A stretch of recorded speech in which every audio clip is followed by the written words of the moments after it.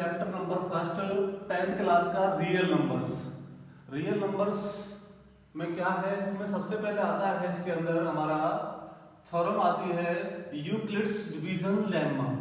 क्या है ये, हमारी given positive integers A and B, इसमें ए और बी दोनों पॉजिटिव इंटीजर्स होंगे, मतलब कि इनकी वैल्यू पॉजिटिव इंटीजर्स होगी।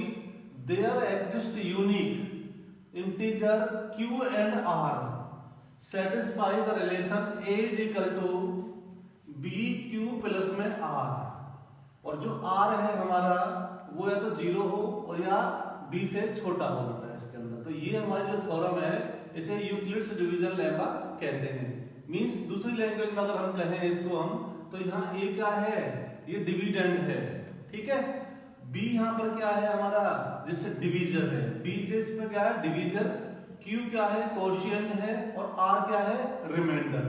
जैसे हम छोटी क्लासों में करते थे dividend is equal to divisor into quotient plus में रिमाइंडर, ठीक है। रिमाइंडर जब तक 0 नहीं आ जाएगा हमारा तब तक हम इसे सॉल्व करते रहते हैं, ठीक है। अब ये क्या है, यूक्लिड्स डिवीजन एल्गोरिथम। एल्गोरिथम मतलब ये है कि इस थ्योरम को हम कैसे अप्लाई करेंगे क्वेश्चनों के अंदर, कैसे करेंगे, और हमें क्या करना होता है इसमें एचसीएफ फाइंड करना होता है। एचसीएफ का मतलब होता है highest common factor of two positive integers, दो पॉजिटिव इंटीजर्स का यूजिंग यूक्लिड्स डिवीजन एल्गोरिथम या थ्योरम या लेम्मा। तो हम कैसे फाइंड करेंगे, तो उसका ये मेथड है एल्गोरिथम में से ए and be with a greater than b। पहले हम इसमें a और b हमें 2 नंबर दे रखे होंगे, बड़े नंबर को हमने a लेना है और छोटे नंबर को हमें b लेना है। फॉलो स्टेप, इनको हमें स्टेप्स को फॉलो करना है। सबसे पहला स्टेप 1 आता है apply Euclid's division lemma a and b so we can find whole numbers q and r such that this form a is equal to bq plus r। Means हमने क्या करना है, इस a को किससे डिवाइड करना है, b से डिवाइड करना है, b से डिवाइड करना है। तो ये q क्या है यहाँ पर हमारा कोशिएंट है, r क्या है रिमाइंडर है। जो r की वैल्यू है वो क्या होनी चाहिए, या तो 0 हो या b से छोटी होनी चाहिए। अब आता है स्टेप नंबर 2 देखेंगे इसके बाद। अगर r 0 आ जाता है, r का मतलब क्या है रिमाइंडर, अगर रिमाइंडर 0 आ जाता है तो b इज द एचसीएफ। तो वहीं हम क्वेश्चन खत्म कर देंगे। जो b होगा हमारा, जो डिवीजर होगा वही हमारा एचसीएफ बन जाएगा। लेकिन अगर r 0 नहीं है तो इसको अप्लाई करेंगे, फिर दोबारा अप्लाई करेंगे इसी लेम्मा को, किसको a is equal to bq plus r को दोबारा से हम अप्लाई करेंगे। इसी तरह हमारा क्या चलता रहेगा, continue the process till the remainder is 0। ये तब तक हम करते रहेंगे जब तक रिमाइंडर 0 ना आ जाए। जब रिमाइंडर 0 आ जाएगा, जो डिवीजर होगा at this stage will be the required HCF. उस टाइम हमारा जो डिवीजर आएगा उसे हम एचसीएफ कहेंगे। ये हमारी क्या थी बेटा, यूक्लिड्स डिवीजन एल्गोरिथम थी, ठीक है। इस पर हम एक एग्जाम्पल करते हैं बेटा, आपकी बुक के अंदर है एनसीईआरटी के अंदर एग्जाम्पल नंबर 1। क्वेश्चन में लिखा आएगा एग्जाम्पल 1 में use Euclid's algorithm to find the HCF of 4052 and 12576 means 4052, ये है 12576। अब इन दोनों में सबसे पहले हम ये देखेंगे कौन सा नंबर हमारा बड़ा है इन दोनों के अंदर। तो बड़ा कौन सा है हमारा, ये है 12576, ठीक है। 12576 इज ग्रेटर देन 4052, इससे बड़ा है ये। तो हमें इसको पहले लेना है, ये a है हमारा, ये b रिप्रेजेंट करेगा हमारा। अब क्या करेंगे, 4052 से इसको डिवाइड करेंगे, तो ये a आ गया। तो इसको जब हमने डिवाइड किया तो कोशिएंट 3 आएगा यहाँ पर, ये आ गया हमारा डिवीजर जिससे हम डिवाइड कर रहे हैं 4052 प्लस में ये रिमाइंडर बचेगा। अब यहाँ रिमाइंडर तो 0 नहीं है, ठीक है। स्टेप 2 में हम लिखेंगे जो रिमाइंडर है 420, ये 0 नहीं है। फिर दोबारा से हम यही फॉर्म लगाएंगे, दोबारा से कौन से वाली, a is equal to bq plus r वाली, ठीक है। अब इस 420 से ये अब हमारा क्या बन गया, ये दोबारा से जो रिमाइंडर होगा वो डिवीजर बन जाता है। इस 420 से इसको डिवाइड करेंगे, इसको हम 4052 को, जब इससे 420 से इसको डिवाइड करेंगे, ये डिवीजर है, फिर दोबारा ये कोशिएंट आ गया, फिर रिमाइंडर ये बच गया। तो कौन सी फॉर्म लगी इसमें, यही वाली a is equal to bq plus r वाली। ये थ्योरम, ठीक है। फिर रिमाइंडर हमारा कितना आ गया 272, 272 से फिर इसको डिवाइड करेंगे b को, मतलब r से हर बार हमें इस b को डिवाइड करते जाना है, तो नया डिवीजन हमारा आता जाएगा। 420 फिर लिखा हमने, 420 को किससे डिवाइड करेंगे 272 से, ये 1 टाइम डिवाइड होगा, रिमाइंडर 148 बच गया।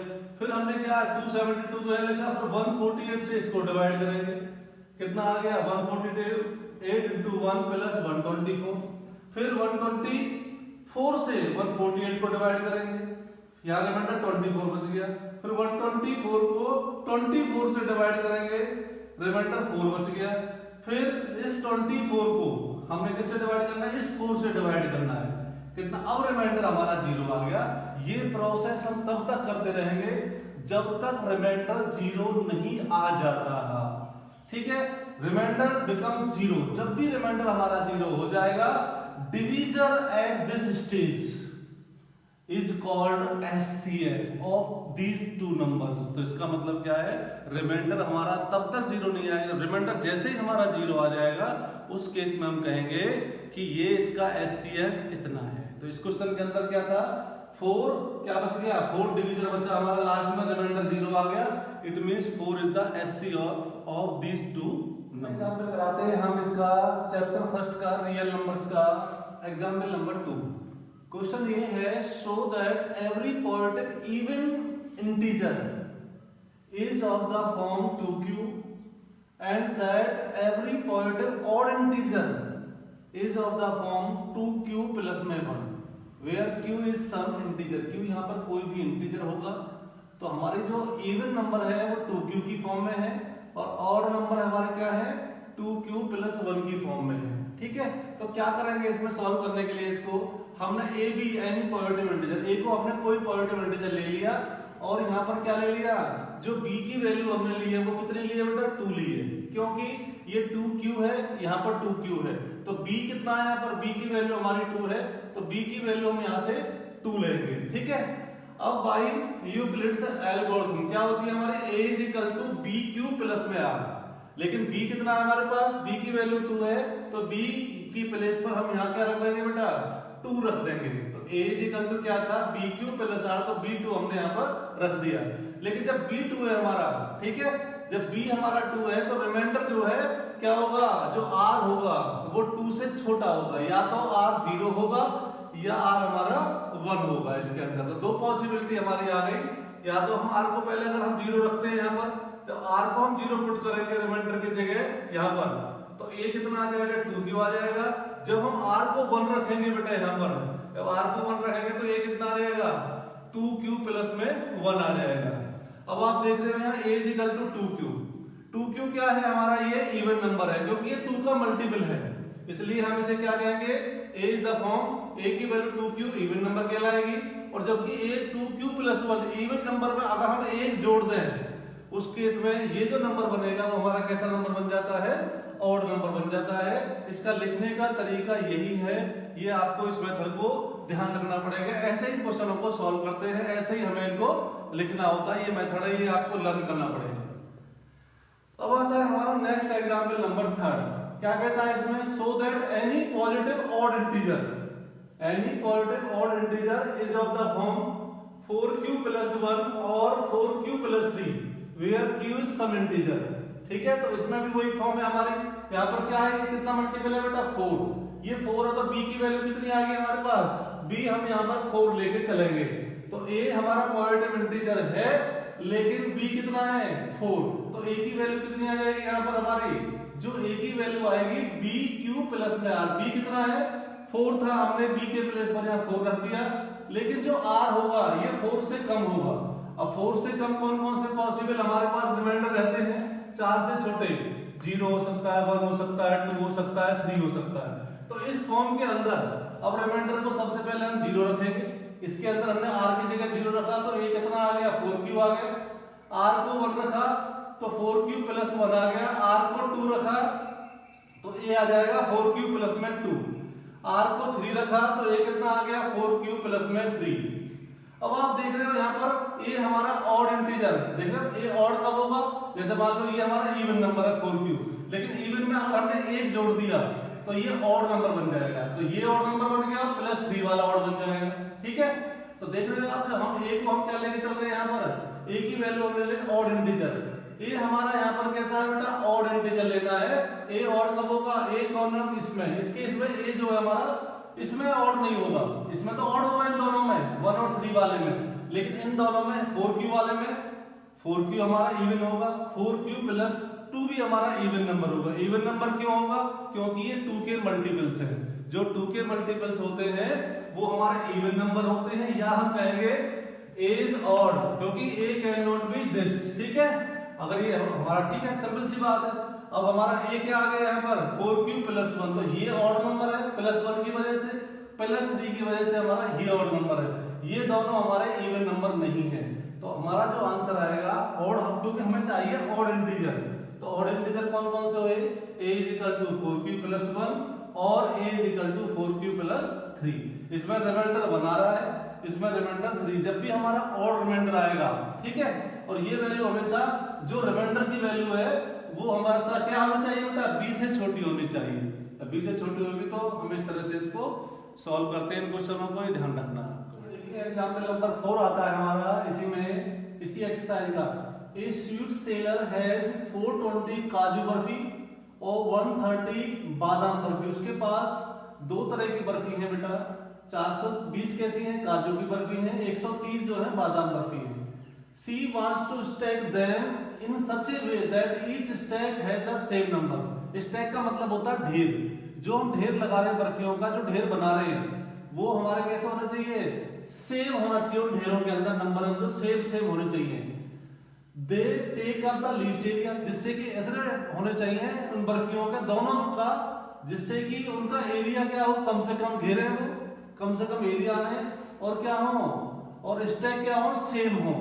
What is the number that can be placed in such stack for this? Stack का मतलब होता है चट्टा लगाना, मीन्स ढेर लगाना, ढेर जो हम लगाते हैं कि कितने कितने के हमें ढेर बनाने चाहिए, तो हमें HCF निकालना है इसमें।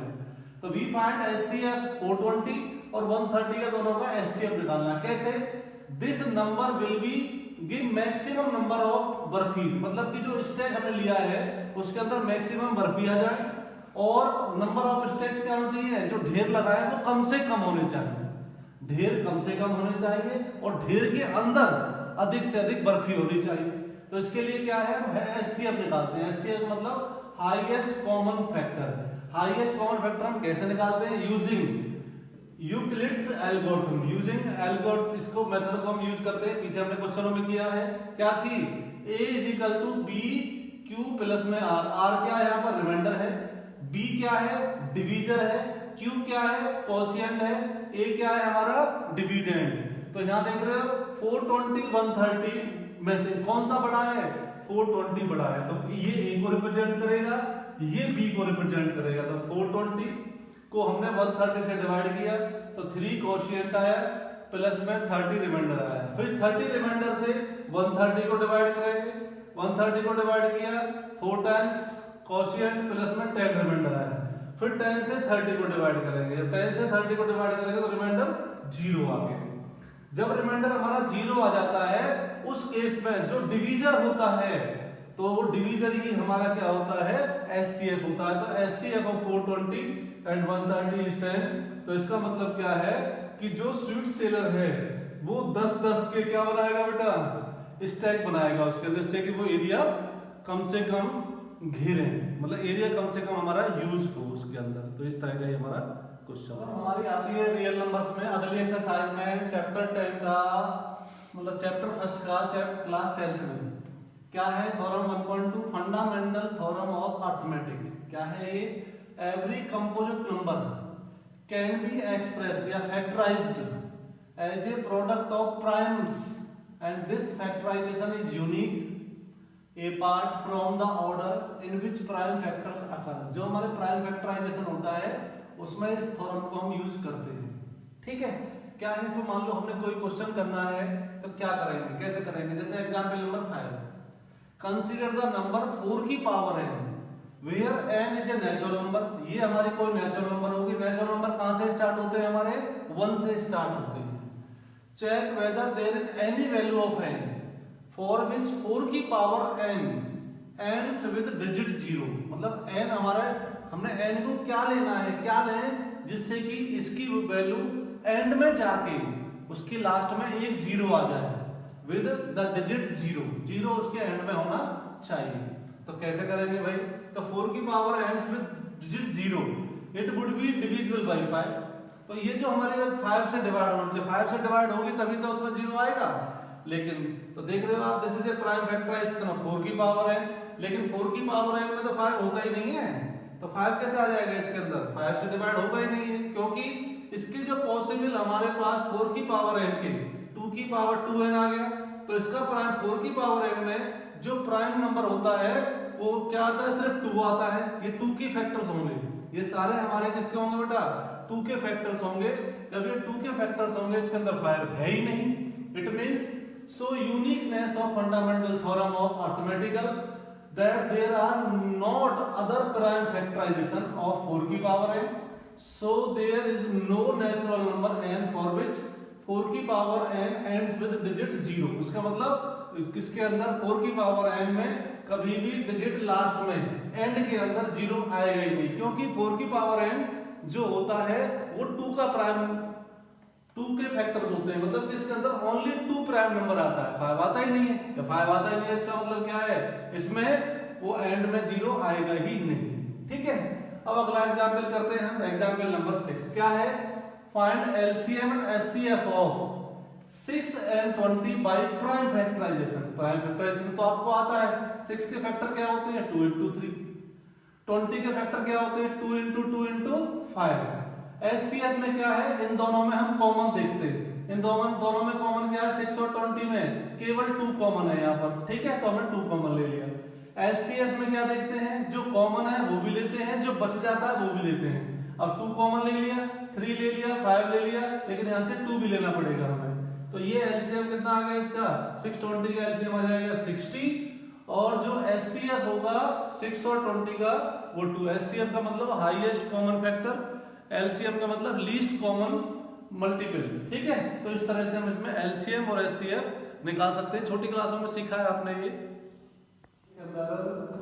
रियल नंबर्स के अंदर अगर हमने कोई 2 पॉजिटिव इंटीजर्स है हमारे पास a और b, तो एक आइडेंटिटी हमारी ये बन जाती है इसके अंदर, HCF of ab and LCM of a and b is equal to a into b। ये फॉर्मूला है, means HCF into LCM is equal to one number into other number. ठीक है, a क्या है पहला नंबर है, b क्या है दूसरा नंबर। तो इस आइडेंटिटी का हम यूज कर सकते हैं, अगर इनमें से 3 चीज हमें दे रखी है तो चौथी चीज हम फाइंड कर सकते हैं। ठीक है, नेक्स्ट एग्जांपल देखिए, एग्जांपल नंबर 7 क्या है, find HCF of 96 and 404 by prime factorisation method. तो हम क्या करेंगे, 96 के हम प्राइम फैक्टराइजेशन करेंगे। हमने इसके प्राइम फैक्टराइजेशन किए, कितना हो गया 2 की पावर 5 into 3। 404 के किए हमने 2 की पावर 2 into 101।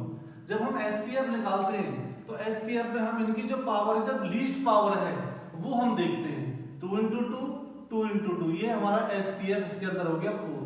हमने लीस्ट पावर देखी है कि लीस्ट पावर इसमें छोटी पावर क्या 2 की पावर 2 है, 2 की पावर 5 है, तो इन दोनों में जो कॉमन होगी वो पावर जो लीस्ट है, 2 की पावर 2 लीस्ट है, तो 2 की पावर हम 2 ले लेंगे, 2 की पावर 2 मींस 2 into 2, तो 4 के आगे हमारा एचसीएफ आ गया।